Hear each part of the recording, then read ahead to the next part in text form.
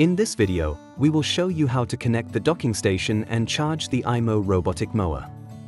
The following video instructions can be used for the iMOW 3, 4, 5, 6, and 7. It also applies to the corresponding EVO variants. Start by shortening the wires.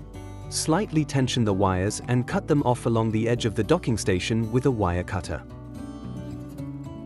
Then strip the wires for about 10 mm and twist them so that no single strand sticks out.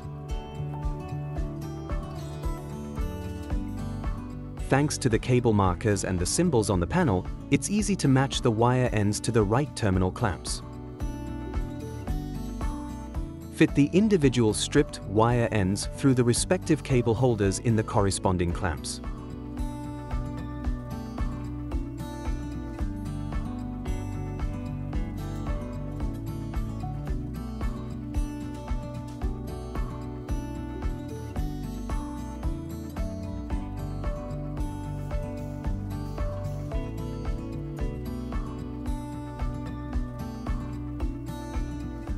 Then close the cover and replace the hood until it locks into place.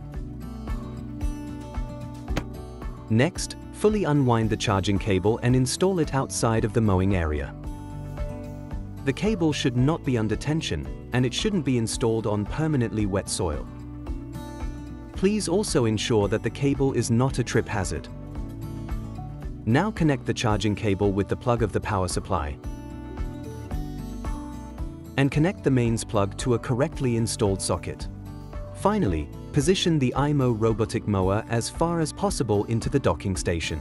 The mower will now begin charging and perform a system start.